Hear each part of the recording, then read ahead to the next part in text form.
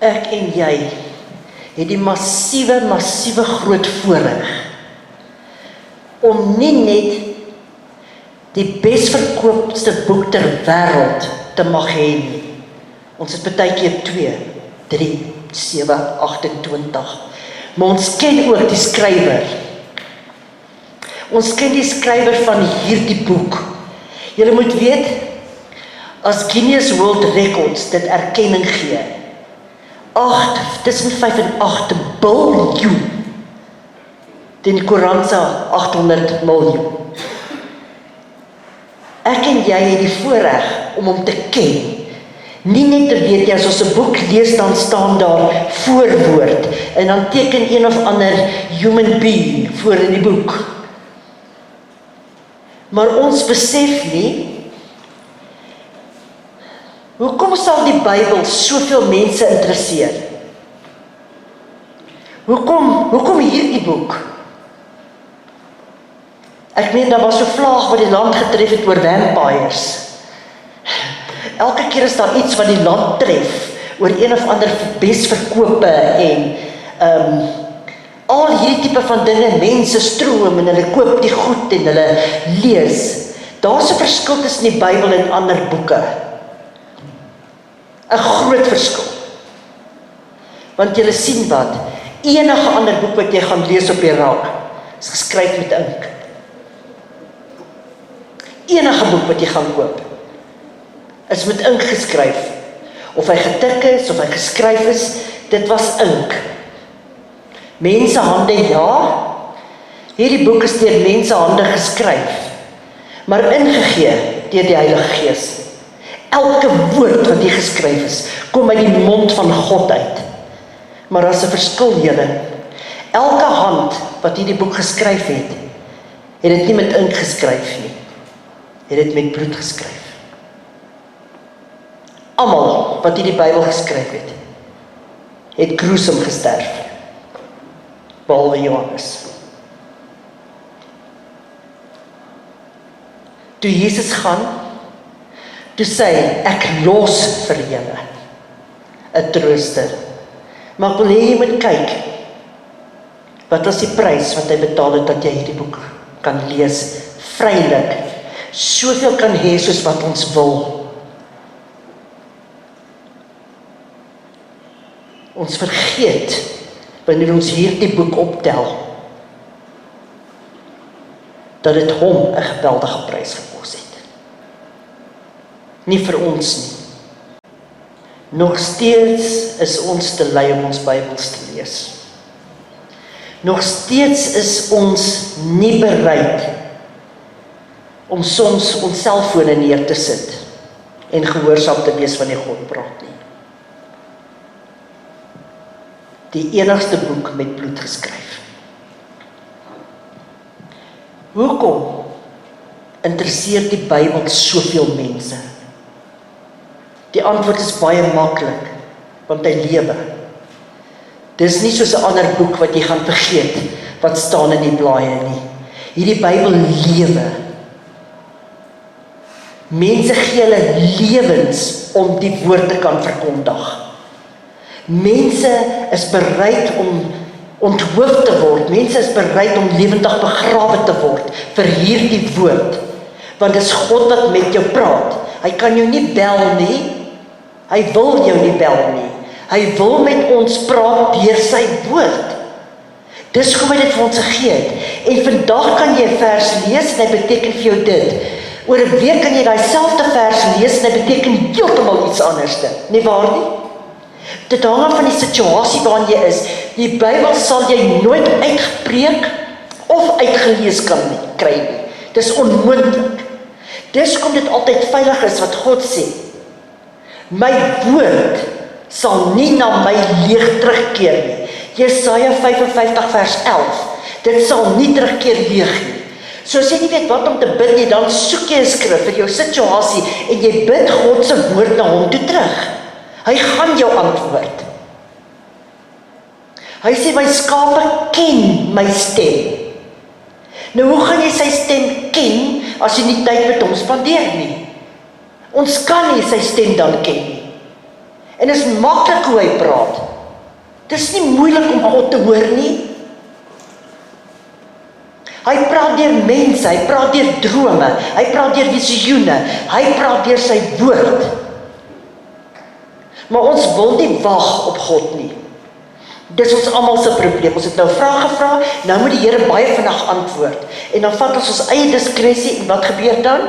Groot moeilikheid. Dis altyd die probleem. Ons gaan bietjie kyk na Hebreërs 4 vers 12. Ons gaan ons so 'n bietjie oopbreek. Want die woord van God is lewend en kragtig en skerper as enige tweesnydende swaard en dit dring deur tot die skeiding van siel en gees, van gewrig en murg en 'n beoordelaar van die oorlegginge en gedagtes van die hart. Wat beteken dit? Omdat God dit geskryf het, mense hande gebruik het, maar dit is die enigste God wat lewe, wat dit geskryf het. Daarom kan jy elke woord glo wat hierin staan. Dit hoef nie goedgekeur te word deur 'n voorwoord en hom ingeskryf of iets nie. God homself het dit geskryf. Dis bewys deur en deur en deur en deur. En die woord van God is lewe. Jy spreek lewe in 'n situasie in wanneer jy die woord spreek. Dan sê die Afrikaans lewend en kragtig. Die Engels sê the word of God is alive and active. Die woord is aktief. Nie net vir toe hy geskryf is nie, vir nou nog. En totdat Jesus Christus gaan terugkom, gaan die woord nog steeds aktief wees. Hy kan net aktief wees omdat ons dit toepas. Die Bybel sê, moenie net hoorders wees in Jakobus van die woord van God nie, maar wees ook doeners. So as jy nie hierdie woord doen nie, is die woord oneffektief. Hy's inactive. Hy werk nie dan nie. As jy nie glo wat die woord sê nie, hoekom wil jy die woord lees? As ons nie hierdie woord gaan toepas nie, as die Here daar sê, deur my wonde is jy genees, klaar. En jy siek en jy sê nie, deur u wonde is ek genees nie. Gaan jy nie genees word nie, want jy sê dit nie, jy proklameer dit nie. He is my provider, he is my healer. As ons nie sê nie, jy kan nie na die omstandighede kyk nie. As jy na jou omstandighede kyk, Satan gaan omstandighede bring, want hy moet jou weghou van die waarheid af. En dis hartseer wanneer ons nie eens weet dat God met ons praat nie, want dan twyfel ons. Daai stemmetjie kom altyd in jou agterkop, was dit nou God wat hier gepraat het, of is dit my eie gedagtes of wat? As ons meer tyd in die woord spandeer, gaan jy weet, dit was God, of dit was nie hy nie. Ek het in die week vir iemand gesê in counseling, hierdie persoon het gesê, sy moet hierdie besluit, hierdie week neem, sy moet hierdie week antwoord, that's never God. Die Heilige Gees sê nooit vir jou, jy moet nou besluit, nou nie. Want totdat jy verstaan dat hy met jou praat, gaan hy jou tyd gee. My skape ken my stem. Dink jy die eerste keer wat 'n herder daar instap, dan sê die skape, ons ken hy stem, nee. Nee, die skape gaan luister en luister, totdat hulle die stem ken. Elke liewe woord, wat hierin geskryf staan, lewe. En weet julle wat is my die naaste boek om te lees? Spreuke. Spreuke het soveel wysheid wat vandag van toepassing is in ons lewe. Vandag. My seun, neig jou oor tot my woorde. Wat Seba praat hier met Salomo. En sy sê vir hom, luister na my woorde, want die woorde wat sy spreek is die woorde wat sy by God gekry het. Elke liewe woord. Die woord dra krag. Romeine 10 vers 8 tot 10 sê, naby jou is die woord in jou mond en in jou hart. As dit nie in jou hart is nie, gaan dit nie by jou mond uitkom nie, want waarvan die hart vol is, kom by die mond uit. Het help jy skryf mooi baie Bybelverse jou hele lyf vol nie, Dieselfde ou wat vir die Bybelversie opsit, sit net nou 'n duiweltjie met 2 horings op. Die woord moet op die tafel van jou hart geskryf wees. Julle woorde moet met sout gemeng wees, sê die Here, en wees gereed wanneer iemand iets van jou vra om te kan antwoord. Nou, hoe gaan jy antwoord as die woord nie op die tafel van jou hart is nie? Dit help nie, jy probeer jou pastoor bel as 'n lorry op jou afgery kom nie. Dis dan wanneer jy die woord in jou hart moet hê en moet kan spreek. Skryf dit op die tafel van jou hart. Want daai woord lewe. Hy lewe.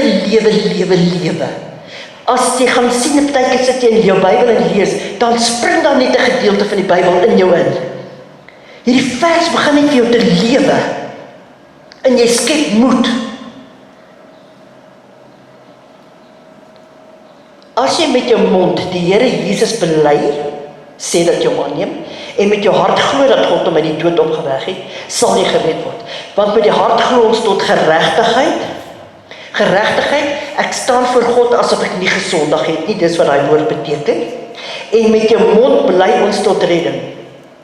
Dis die enigste manier wat jy tot bekering kom. Dit moet gesê en gedoen word. As jy koek bak, dan staan daar. Ek bak nie koek nie. 2 koppies meel, botter, olie. As jy dit nie doen volgens die resep nie, wat gebeur? Die koek val plat. Daar is nie 'n koek nie. So hoe gaan jy nou dan die woord toepas as jy dit nie doen nie?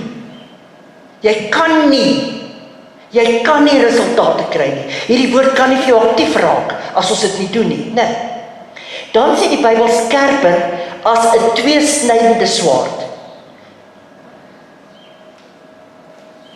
Skerper as 'n tweesnydende swaard. Omdat hy 2 snykante het, niemand gaan hom so vat nie. Jy weet die ding sny al 2 kante toe. So hy kan vir my sny as ek hom verkeerd vat. Hy kan die ander sny en hierdie swaard kan gebruik word om seer te maak of om te red. Een van die 2. Dit is vir ons presies soos wat 'n dokter se skapel is. Het julle al 'n dokter se skapel gesien? Daai ding is so skerp dat as hy deur die vleis gaan, dan nog nie eens bloed is nie. Dit vat so rukkie. So skerp as 'n skapel. Dis die tool wat God gebruik. Hierdie woord sny 2 kante toe. Albei kante. 'n Dokter moet jou oopsny. Hy kan sien jy sit 'n gogga op jou lewer of 'n gogga op jou nier of wat ook al. Hy moet oopsny om te kyk wat presies dit is om die fout wat binnekant is te kan regmaak. Dis wat die tweesnydende swaard, dis wat hierdie woord doen. Hy sny daar dieper in om te sien wat is fout. Dat jy kan sien wat is fout. Dat God daaraan kan werk en jy dit kan uitbring en dat hy daai probleem kan gesond maak. Die dokter kan nie eers op die sonar of 'n PET-scan of wat presies alles sien nie. Hy sien eers werklik wanneer hy oopmaak. Wat is daar binne-in? Die woord bring ons weggesteekte intensies en goed uit. Het julle al agtergekom, ek weet nie of dit met julle gebeur het, al baie met my gebeur, dat daar verskillende goed in jou hart is wat jy self nie eers van weet nie. Wat jy gedink het, jy's okay daarmee. En dan wanneer jy die woord lees, dan sien jy, nee, jy is nie okay nie, want skielik kom daar 'n hartseer en emosies oor jou. En dan wonder jy waar kom dit vandaan en dan herinner jy die Heilige Gees jou aan dinge wat jy gesê of gedoen het of iemand aan jou gedoen het of wat ook al die situasie is wat jy moet regmaak. Dit gebeur net want dit is net ek en jy kan net getuig. God moet oortuig. So die grootste wonderwerk ter wêreld is nie omdat jou pinkie aangegroei het nie. Pinkies gaan ook eendag vergaan. Is wanneer jy jou hart vir die Here gee. Want niemand oortuig jou nie. Hulle het die woord gebring en al hierdie dinge, ja, maar die Heilige Gees binne in jou werk. Hy werk. Dis gaan so verskriklik gaan wees, wanneer Jesus ons kom haal en die Heilige Gees weg is van die aarde af. Dan sê die Here, tussen siel en gees, en gewrig en murg. Siel en gees is baie naby aan mekaar gekoppel. Want siel is die wil, denke, emosies. Gees is daai plek waar God werk. Daai plek wat hy vir hom gereserveer het. Daar is baie min mense wat duiwelbesete is, hoor. Mense sê so maklik iemand van die duiwel besete. Daar's bitter min mense wat regtig van die duiwel besete is. Mense het demone en sulke goed, ja. Maar om besete te wees is heeltemal 'n ander level. Maar daai siel en gees, waarmee voed ons siele? As a man think in his heart, sy gees, so easy. Waarmee voed jy jou siel die hele dag? Die Afrikaanse ou mense die mooiste spreekwoorde gehad. Moenie my siel verpes nie. Moenie my siel verpes nie, sal hulle vir jou sê.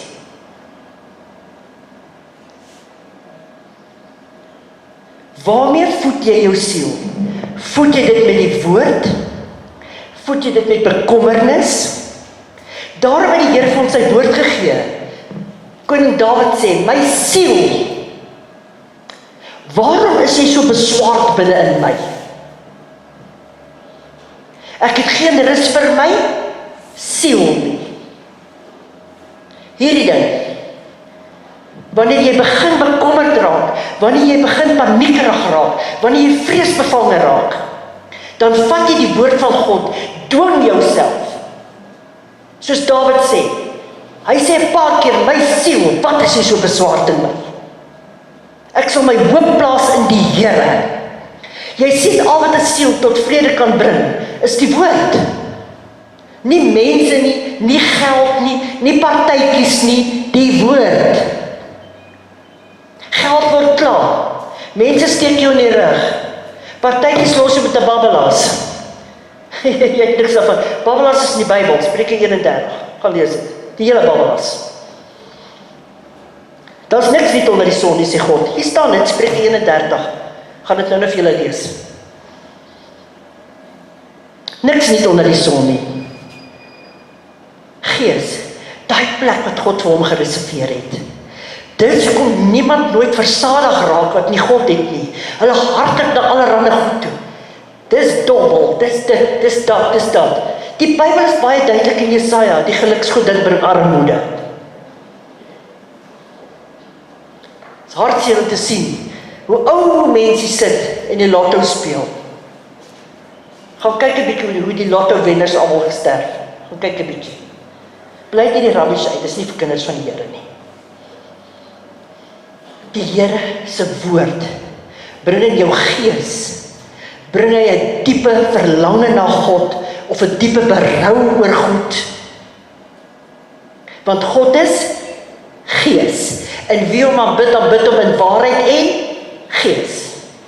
Daarom tree die Heilige Gees vir ons in, om te bid by die Vader, want ons weet nie altyd wat om te sê nie. Die Here weet wat is die bedoeling van jou hart, jou woorde kom heeltemal verkeerd uit. Dat jy partykeer dink, ek weet nie eintlik wat moet ek nou verder bid nie. Maar die Heilige Gees weet. En hy draai jou woorde reg by God se oor.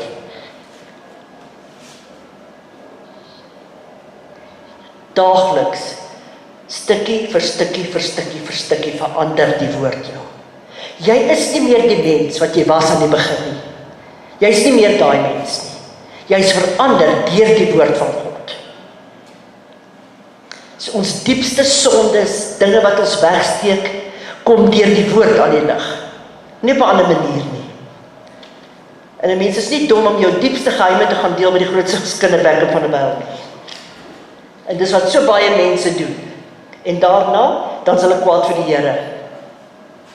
Waar is die Here? Daar waar jy hom gelos het. Net daar. Dan word hulle kwaad vir die Here, gaan jaag aan en sê dan, maar hierdie was vertroulik.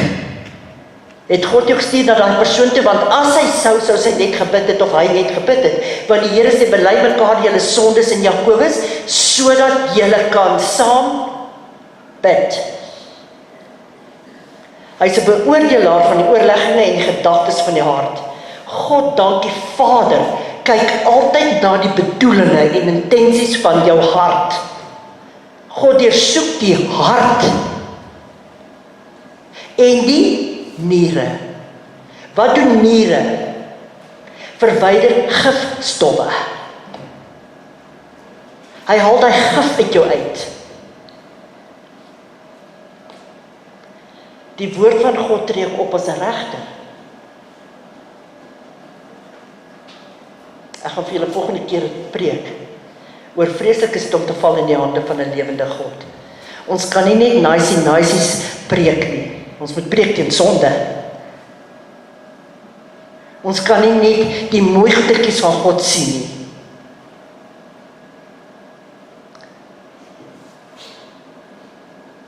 Hy kom terug, nie as Jesus nie.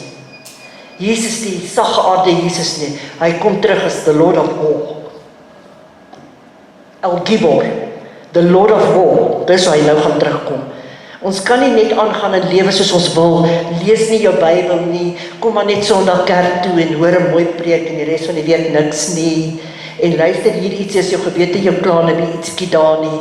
Dis nie jou verhouding met God nie. Dis religion, dis nie relationship nie.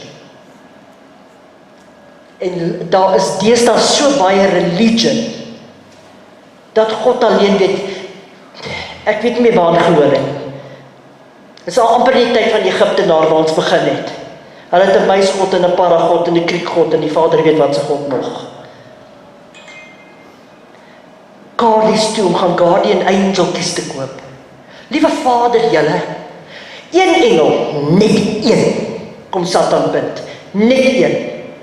Nou wil ek my sê, daai klein vet oorgewigte klein mannetjie is 'n engel. Ek was by 'n vrou in die huis, sy het 'n guardian angel en sy het nog net 'n chef angel nodig gehad, dan sê die hele kiet. Sê van, wat is die? Nee, maar die Bybel sê hulle is dienende geeste vir die saints. Ek sê, jy is baie reg, lyk dit of daai klein beeltjie jou kan dien, sê nie lekker nie? Hy staan op jou pelmet, wat gaan hy doen? Angels is massief, gaan hoor wat sê die woord van God. Ja, hulle is dienende geeste, maar hulle doen niks sonder die woord nie. Angels only hearken to the word of God. Maar God met die goed wat jy hom vra by jou kry, hoe? Hy is nie 10 keer bel nie, hy gebruik sy angels. Soms is mense in 'n kar ongeluk, en hulle klim daar uit en iemand sê, maar hoe is dit moontlik? Die angels het assist. Soms weet jy nou, ry jy te laat en dan sê daar afkom, dan sê jy 'n kar ongeluk plaasgevind. Maar by die huis het jy so gemou want jy's laat, maar die Here het dit verhoed. Ag, die Here is so awesome vir ons julle. Dis so noodsaaklik. Ek wou vir julle 'n liedjie speel, maar ek kon hom nie kry nie. Die Sondagskool het altyd gesing. Lees jou, bid elke dag. Uit die mond van die suigeling sal jy die waarheid hoor. Maar hulle het hom nou so bevomfy, dit klink nie eens meer soos hy nie, so ek wou hom nie vir julle speel. Kom ons kyk wat sê Spreuke 4 vers 23. Bewaak jou hart meer as enigiets wat bewaar moet word. Hoekom? Want daarin is die oorsprong van die lewe. Daarom gebruik ons hierdie woord, ek het my hart vir die Here gegee. Die heel eerste gebod sê wat? Jy moet die Here jou God lief hê met jou hele krag en jou hele verstand. Dis gees en siel. Moet jy hom lief hê. Dis die eerste gebod. En daarna sê hy, eer jou.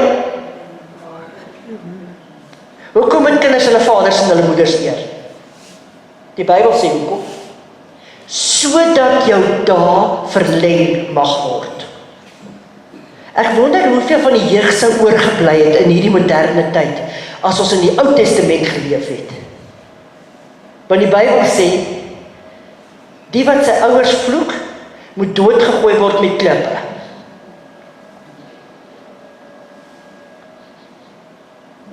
As jy nie jou kind die fondasies in die huis van God leer nie, waarop moet hierdie stomme kind bou?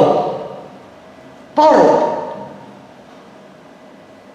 Jy kan duidelik sien, watter kinders word in die huis van die Here groot en watter nie. Dit is duidelik om hulle te sien.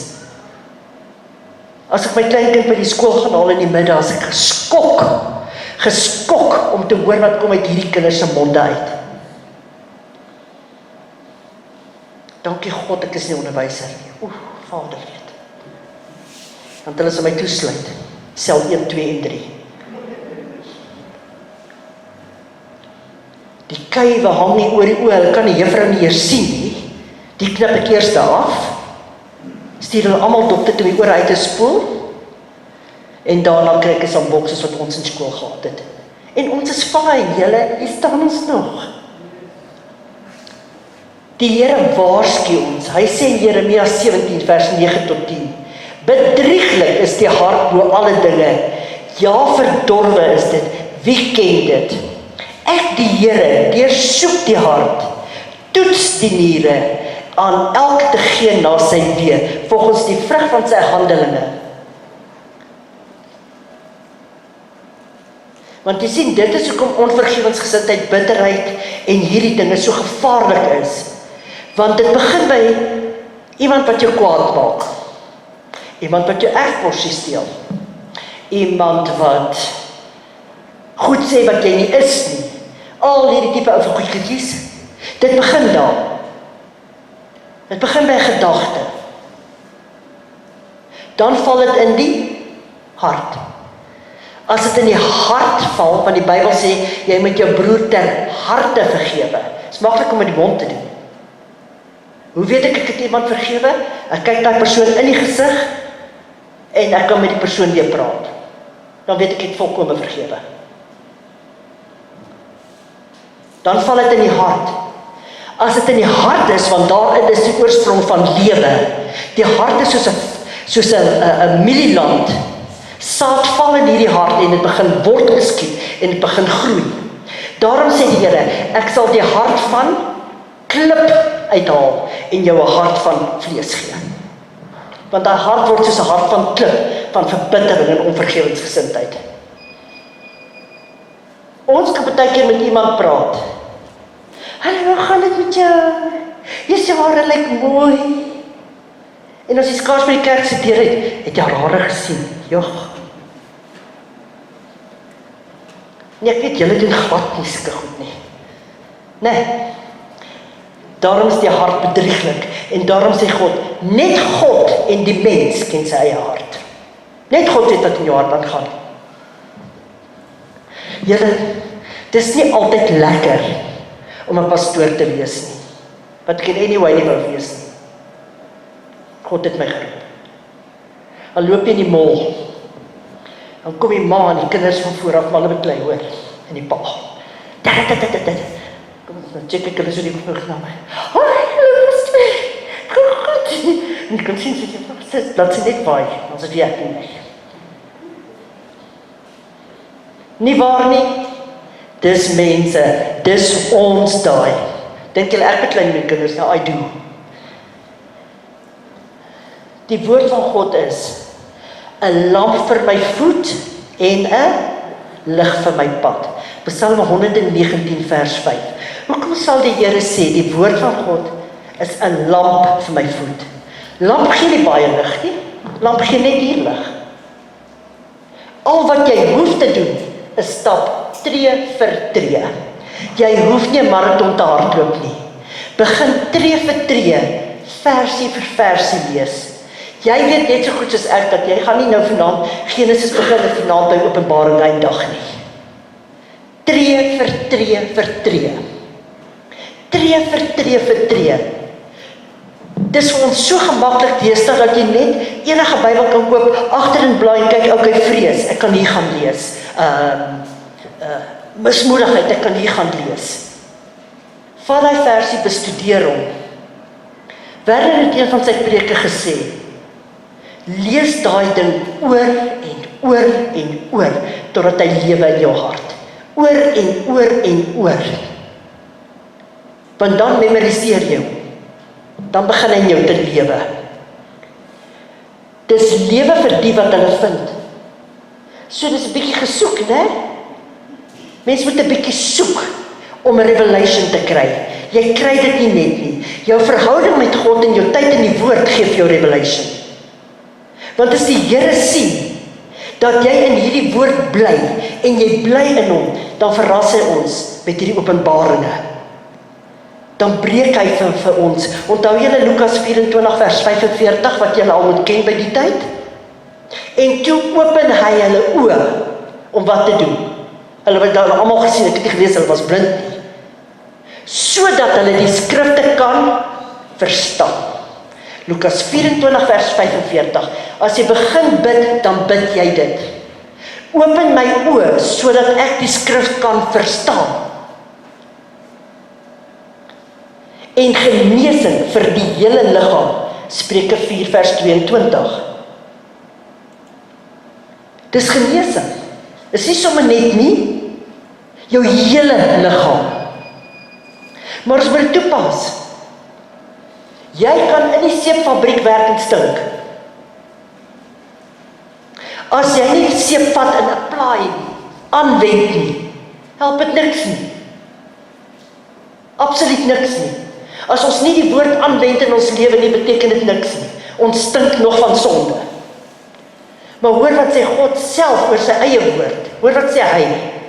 Matteus 24 vers 35. Die hemel en die aarde sal verbygaan, maar my woorde sal nooit verbygaan nie. Nooit nie.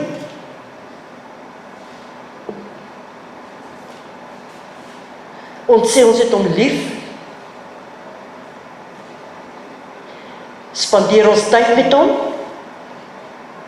Hoe sal jy daarvan nou of jou man of jou vrou sê dat jy verskriklik lief, maar hulle wil nooit by die huis wees nie?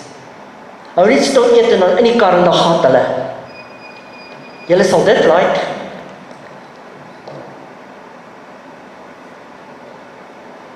As ons dit lief het, sal jy my woord bewaar, sê die Here. If you love me, as jy my lief het, sal jy my woord bewaar. Baie keer kom ons mense by, ek het 28 Bybels. Great, en jou punt is?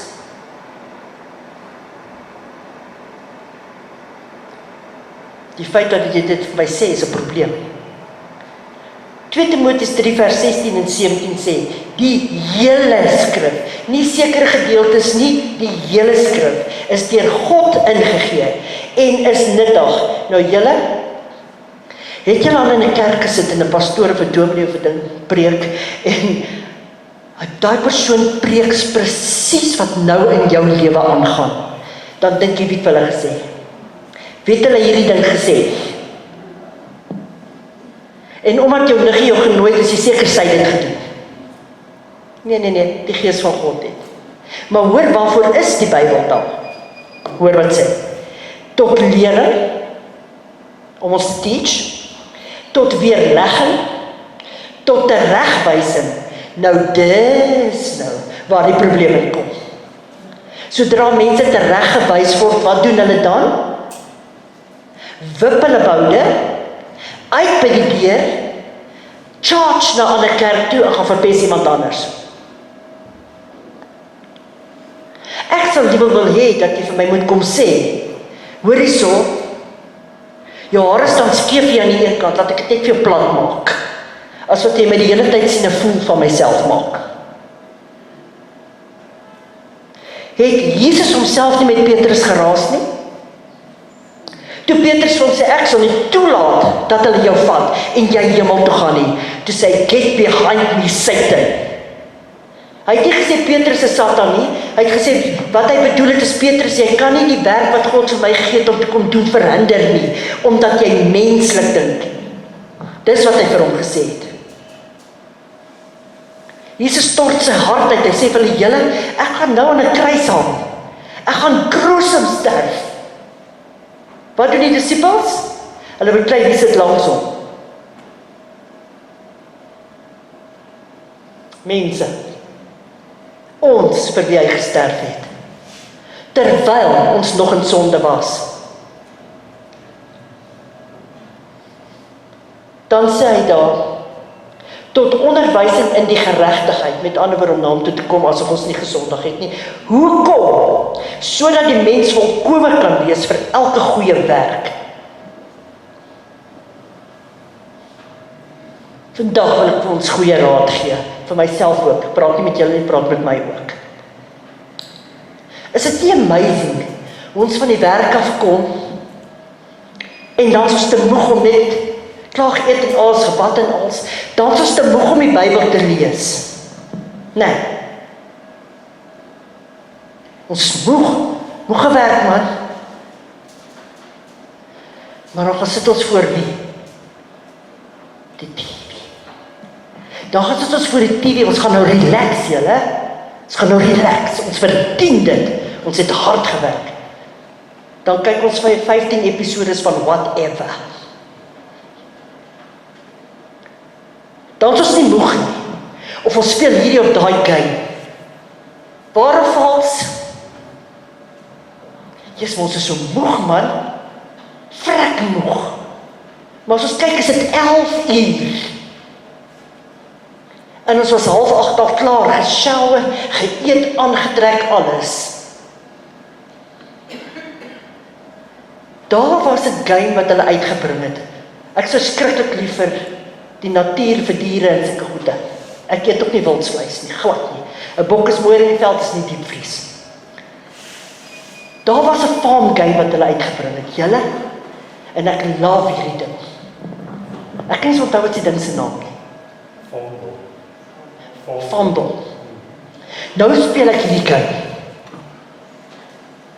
Maar toe kom ek agter, nee, 1:15, dan is die koeie nou reg om gemelk te word. Dan is ek wonderbaarlik wakker om hierdie koeie te melk. En die mielies moet afkom. En al hierdie goed. So ek, hey, wat doen jy nou? Wyk Satan. Yes, my vinger baie stadig gegaan om te delete. But I did it. Toe maak ek 'n belofte aan God, ek sal nooit weer 'n game speel. Ons is mense, die versoekings gaan daar wees, gaan jy dit vat of gaan jy dit los? Ek het nooit weer van daai dag af nie, dis 2 jaar, weer aan 'n game gevat nie. Jy sien, be doers of the word, just not hearers. In my vroeë jare, voordat ek Christus gedien het, het ek gerook. I did them all.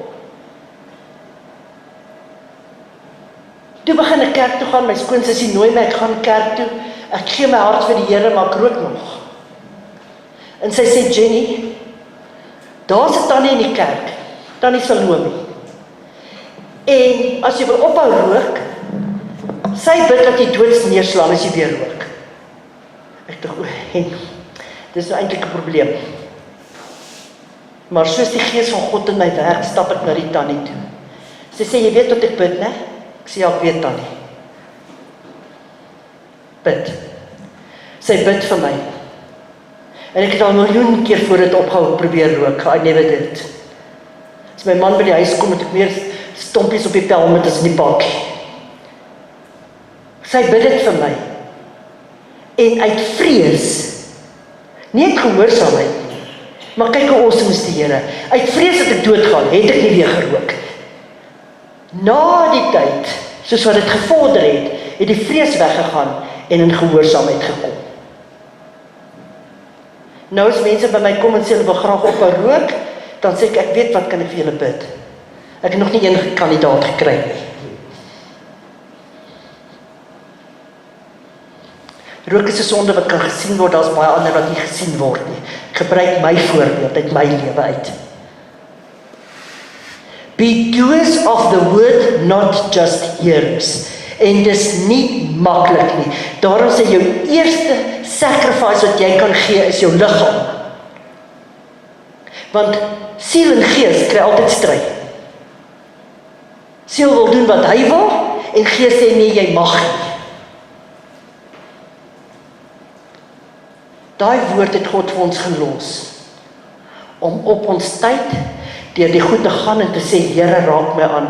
Ek sukkel in hierdie area. Ek sukkel, Here.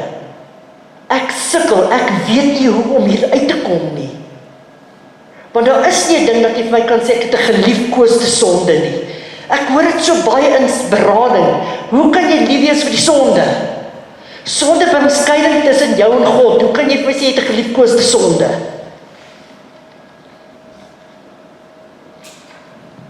Hoe kan jy dit sê? Hoe kan jy dit vir my sê en dan vir my probeer oortuig dis reg?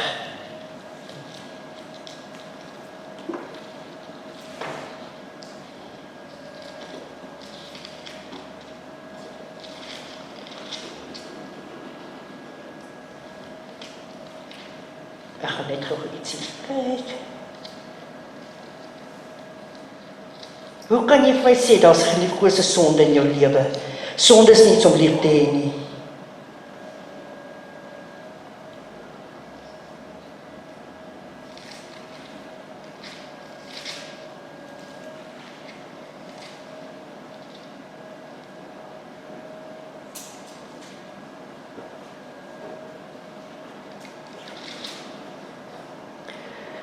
Die Here vra vandag vir ek en jy.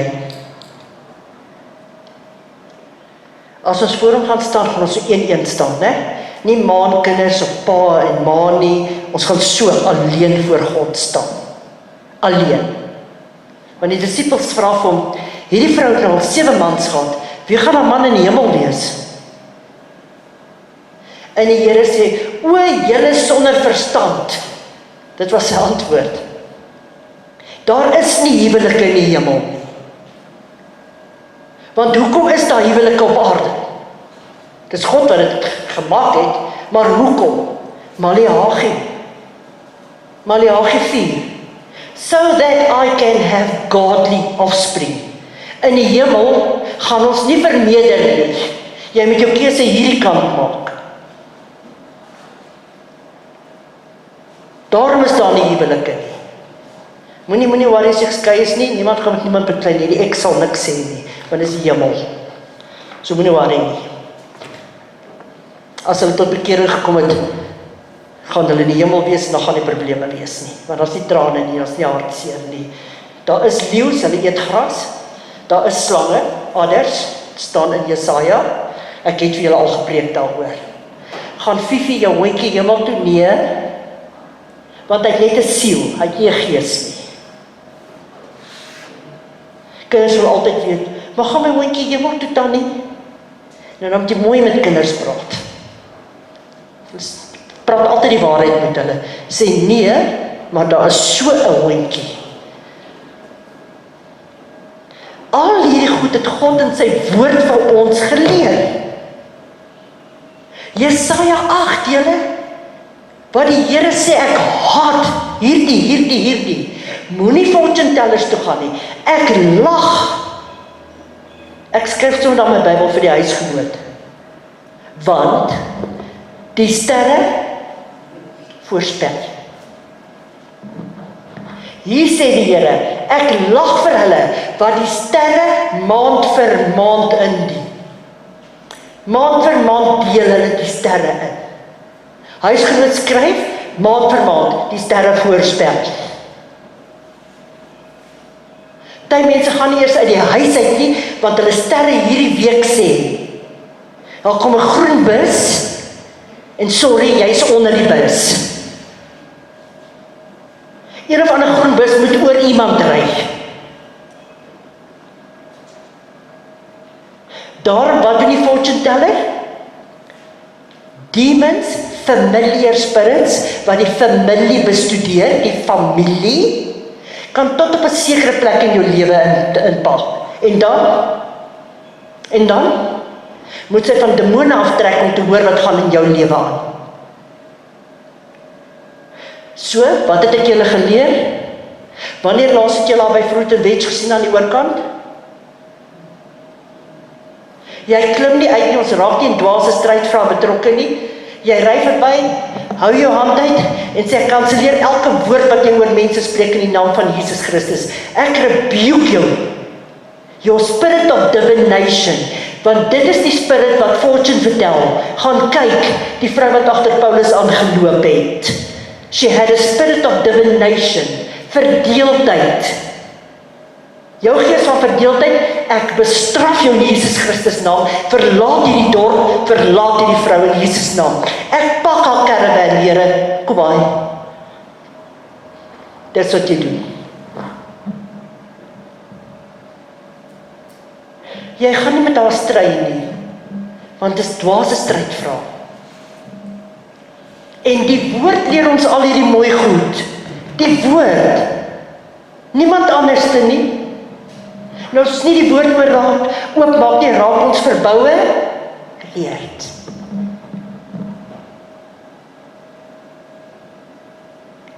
Dankie God vir sy woord. Dankie Here vir die woord. Maar ons moet dit toepas, ons moet dit gaan eksperimenteer, ons moet daai woord uithaal en oralste neersit en kyk na situasies, soek die oplossing in die woord, want hy sal jou soontoe lei. Iemand vra altyd vir my nou, pastoor, ek nog nooit die woord gelees nie, waar begin ek? Dis bietjie laat vir Genesis, begin sommer in Matteus.